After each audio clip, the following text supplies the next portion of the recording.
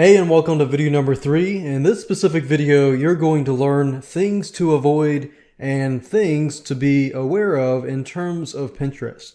Now, the purpose of this exercise is to help you start off with the right foot forward.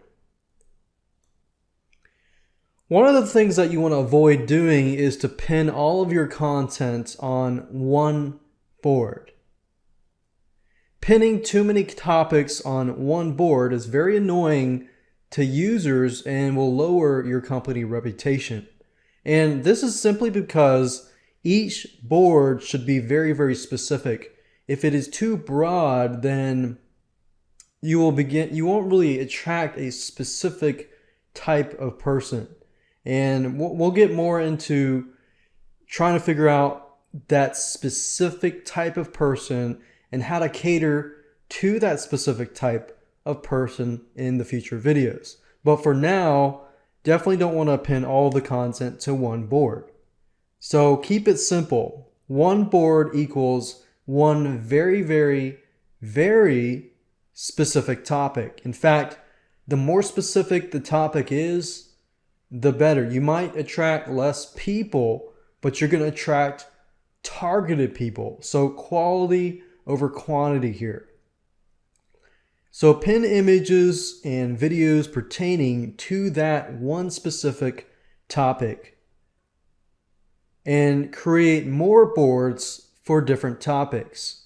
So what I'd probably recommend that you do is create a list of specific topics, and then if those topics can be broken down, then try creating like a tree map. You've got your tree up here and it branches off into other different topics, and those topics can branch off to other different topics. So if you can do that first, then when you create your boards, it'll actually be easier to set everything up, and it'll also be more organized as well. Another thing is not using Pinterest features. You try to use all of the Pinterest features that they give you. Using most of their features will allow you to really make use of just about everything that they have provided. It's easy to try to do the bare minimum. Don't do the bare minimum. Focus at one thing at a time. Once you're done, move on to the next and move on to the next. Don't think about, okay, I've got to do this, I've got to do that, I've got to do that. That kind of mindset will overwhelm you. So think one step at a time. So Pinterest offers tools like Pin It button, Pin It feature, which allows you to pin website content. You definitely want to use that, and make sure you use the other features. So that's kind of common sense. Pinning mediocre content. While this is pretty common sense, it's a common mistake that one makes.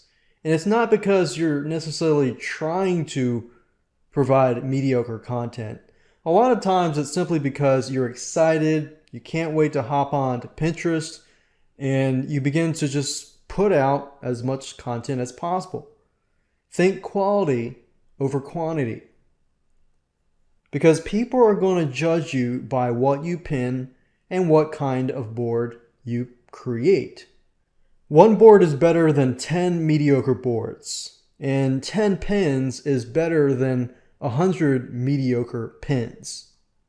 Your reputation is on the line, so make sure you put out quality content. And if you can, create an account for only that one specific niche. Another thing to avoid is having too much text in your image or in your video. Now, obviously, the video might have words, but you just don't want to be too wordy, simply because Pinterest audience, the majority of them are artsy, they're creative. So they like crafts, they like hobbies, they like to find ways or to find shortcuts or household items, cool different ways. So Pinterest is very, very visual, if you've noticed. They're all about images and they're all about videos. So stick with images and videos. And within the images and videos, you might find, pictures with text on it, but don't be too wordy. Don't try to jam too much text into an image. Otherwise, it's just going to overwhelm people. People are going to see it and they're just going to think, okay, I don't really need to look on that. So try to avoid that. And kind of like how I talked about briefly, quit trying to sell directly. Just like any other social media site, you cannot sell directly on Pinterest. It's all about the fun experience. No one likes to be sold to, and that's a given. I'm sure you don't like to be sold to as well.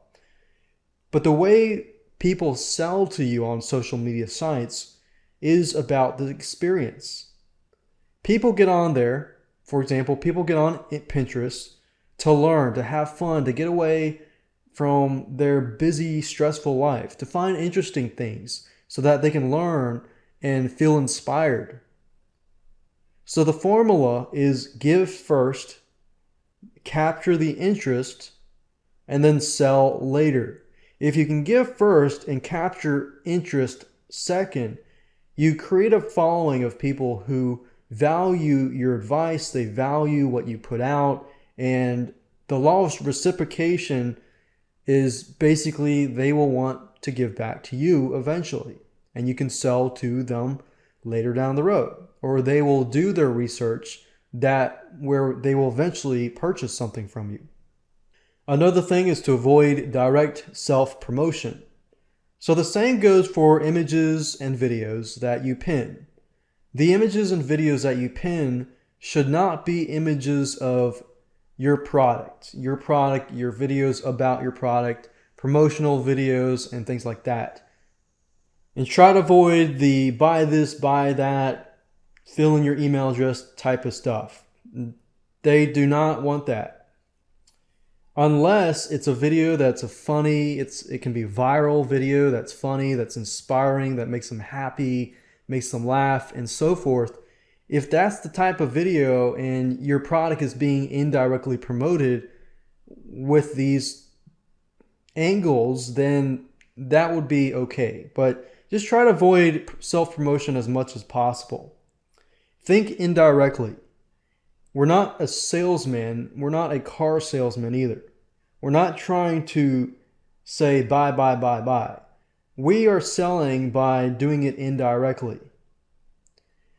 Another thing, so that you're aware of Pinterest, did you know that if you're an affiliate for, let's say, Amazon, Pinterest actually embeds their affiliate code into your affiliate code? Now, some of you might be seeing that as commission theft or anything like that. Obviously, Pinterest owns Pinterest, so they can do anything they want. But this is not really a publicized thing. And this is something that's good to know, because if you do promote something on Amazon, you might want to either use a redirect or send them to a page that eventually redirects them. So that's just something to be aware of, because Pinterest partnered with a company called skimlinks.com. And they scan all of the links on their site and they embed their affiliate link into it. So in other words, they get the commission, not you. So if you do promote it, use a redirect or try to capture the leads first and then promote the affiliate products. So that's just something to think about and something that you should be aware of in terms of trying to promote affiliate products and so forth on Pinterest. Here are some things that you should do. You should become a thought leader, and you should try to inspire people through your boards. Because if you can inspire them, and I know I talk about this time and time again, but that's really how you sell. So you can sell indirectly by giving first, making people laugh, inspiring people, showing people how your products can be used in their daily lives without having to sell. For example, funny ways of showing your product. There's a product out there of this blender company that blends just about anything. They'll blend computer parts, they'll blend things that you should not really blend normally. So you make people laugh, but you're not really promoting that product. You're doing it indirectly. Another way to sell is to let others brag about you. Just don't brag about yourself. And that's just a better way to promote your business.